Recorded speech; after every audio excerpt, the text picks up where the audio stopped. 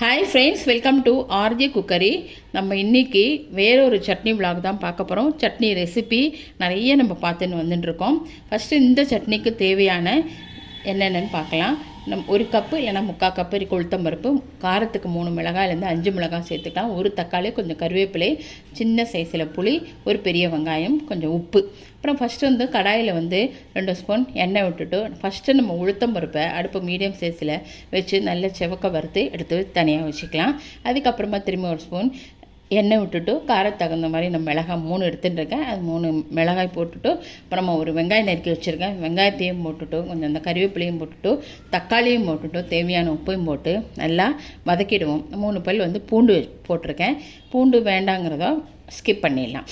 பூண்டும் போட்டிருக்கேன். அப்புறமா நல்லா இது வதங்கின அப்புறமா ஒரு தட்டில் ஆற வச்சுருவோம். ஆற வச்சுட்டு ஃபஸ்ட்டு இந்த தக்காளி வெங்காயம் இதெல்லாம் மிக்சியில் போட்டு தண்ணி விடாமல் நல்லா அரைச்சி எடுத்துருவோம். அதுக்கப்புறமா கடைசியாக நம்ம அந்த உளுத்தம்பருப்பு இருக்குல்ல, ஒரு திருப்பில் 2 திருப்பு நம்ம உளுத்தம்பருப்பையும் போட்டு அரைச்சி எடுத்தாச்சுன்னா நல்ல ஒரு டேஸ்டியான ஹெல்த்தியான சட்னி உங்களுக்கு தயாராகிடும். இது தண்ணி வேணால் கடைசியில் மிக்ஸி அலம்பி தண்ணி அதில் விட்டுக்கலாம். கடைசியில் எண்ணெய் விட்டு கொஞ்சம் கடுகு மட்டும் தாளித்து கொட்டியாச்சுன்னா அந்த டேஸ்டியான சட்னி தயாராகிடும். அது இட்லி, தோசை, பொங்கலுக்கு எது வேணாலும் தொட்டுட்டு சாப்பிட்லாம். இந்த சட்னி ரெசிபி உங்களுக்கு பிடிச்சிருக்குன்னு நினைக்கிறேன். தேங்க்யூ.